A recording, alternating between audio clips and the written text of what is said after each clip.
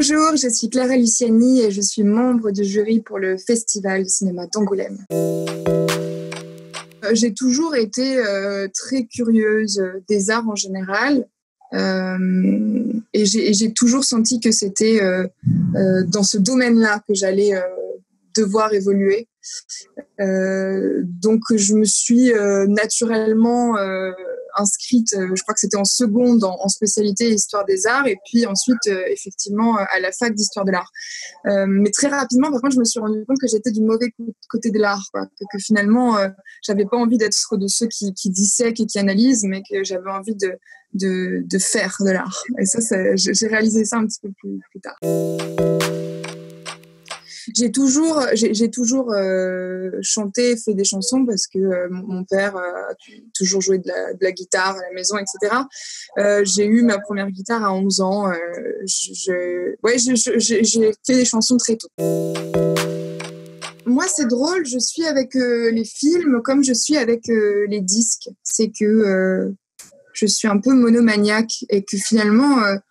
on pourrait m'accuser de manquer de curiosité ou de culture, mais c'est juste que je suis d'une fidélité irréprochable et que quand j'aime un livre, un album ou un film, je ne m'en lasse pas. Donc je pourrais pas vous dire par exemple combien de fois j'ai vu Les Demoiselles de Rochefort. Je pense que le chiffre doit être tout à fait stupéfiant. Ça doit être autour de vraiment de la centaine. J'ai découvert en fait mon attrait pour la musique à travers un film, à travers Les Demoiselles de Rochefort. J'avais 8 ans, on m'a amené au cinéma. La maîtresse à l'école nous a amenés au cinéma. Et en rentrant de cette séance, j'étais profondément bouleversée et ça a défini à la fois ce rêve naissant de chanter à mon tour et puis aussi mon esthétique en général, quoi. Je suis restée un peu comme ça bloquée dans l'esthétique de Demy et encore aujourd'hui, quoi. Je suis folle de Jacques Demy. Mais en grandissant, j'ai appris à apprécier même, par exemple, Lola me paraissait un peu impénétrable quand j'étais plus jeune. Maintenant, peut-être que c'est plus l'abbé des anges et Lola, peut-être, dont je me sens plus proche à l'âge adulte, bizarrement. Mais bref, Demy en général, beaucoup. Raphaël, j'aime dire que c'est ma bonne étoile, hein. Vous savez, je travaillais à l'époque dans un magasin de vêtements et j'étais vraiment à deux doigts de tout envoyer valdinguer et puis de retourner pour le coup sur les bancs de la fac à Aix-en-Provence parce que j'avais l'impression que j'allais jamais réussir à sortir un album et encore moins trouver un public pour l'écouter. Et Raphaël est venu un peu me chercher et me sauver dans ce moment-là, qui était un moment du coup vraiment décisif de ma carrière. Et il m'a proposé de l'accompagner en tant que musicienne et choriste sur sa tournée. Et c'était la première fois que quelqu'un me proposait de m'employer sur une tournée avec des vraies salles, une vraie organisation, ce qui était tout à fait nouveau pour moi parce que j'avais joué dans La Femme, mais c'était complètement sauvage. On avait 19 ans, on dormait, on n'avait pas d'hôtel prévu, on dormait chez les gens un peu après les concerts. Enfin, c'était punk, quoi, plus qu'autre chose. Donc voilà, et donc Raphaël, je lui dois beaucoup. C'est drôle, maintenant j'y vois une double lecture. Je pense qu'en effet, c'est un nom qui m'a porté chance. Voilà. Je dis toujours que je vais essayer d'appeler mon second album Saint Grammy pour voir si ça me fait gagner d'autres prix à l'international. Je me sens un peu embarrassée pour être tout à fait honnête. Là déjà, devant vous, par visio, je suis un peu embarrassée. Le confinement nous a tous soignés avec ça, je crois, on s'est habitués, mais je suis très mal à l'aise. Le clip, c'est un peu différent parce que c'est de l'ordre de la comédie. J'essaye d'endosser un autre personnage. Enfin, c'est moins difficile pour moi comme exercice que d'être simplement filmé pour la télévision, par exemple. Ça, je trouve ça terrifiant. Et je pense que j'en guérirai jamais. Malheureusement, je suis très, très mal à l'aise à la télévision. J'ai eu un microscopique rôle dans le premier film de mon ami Marc Collin. C'était un rôle sans en être un, dans le sens où je jouais mon propre personnage, mais transposé dans les années 60. Donc, c'était pas, si vous voulez, je pense pas qu'on puisse mesurer forcément ma capacité à jouer la comédie par ce rôle-là. Donc, non, pour l'instant, j'ai pas eu tellement d'expérience dans le cinéma.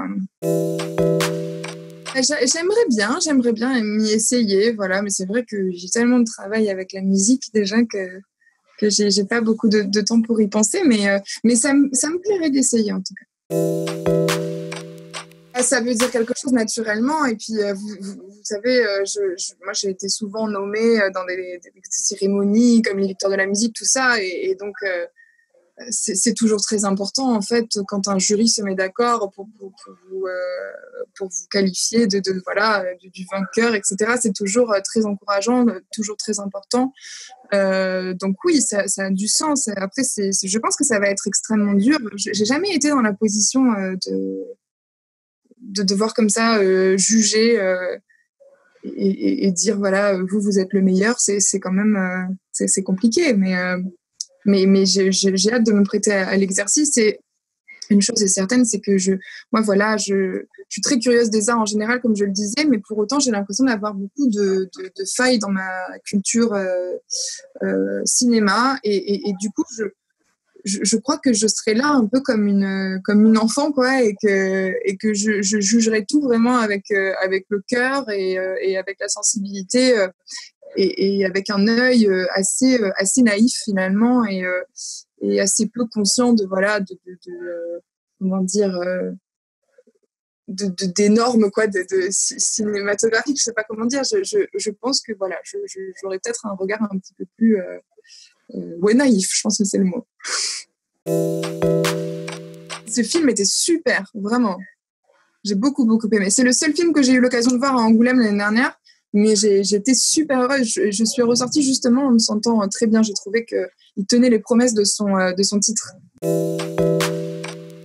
J'ai trouvé ça génial parce que, je vais vous dire très sincèrement, moi j'aime bien les choses un peu sans chichi. J'ai trouvé qu'Angoulême, c'était pas chichiteux. C'était là pour l'amour du cinéma et que pour ça, pas pour la pavane ou je sais pas. Il y avait quelque chose de très authentique. Et c'est un festival, je pense, de passionnés. Et ça se sent, il y a quelque chose d'unique et puis de simple, de convivial et ça change, je trouve. Je trouve qu'on évolue dans un milieu, moi, qui peut parfois me mettre un peu mal à l'aise, hein, tout ce qui est soirée parisienne ou cannoise, où je peux me sentir facilement un peu, pas forcément toujours à ma place. Et ici, je me suis sentie tout de suite chez moi parce que je sais pas, il y avait une certaine ambiance, quoi, où j'ai senti vraiment que les gens n'étaient pas là pour se regarder du coin de l'œil, mais vraiment pour, je sais pas, pour expérimenter ensemble quelque chose. Et c'est ce qui m'a beaucoup plu dans ce festival-là.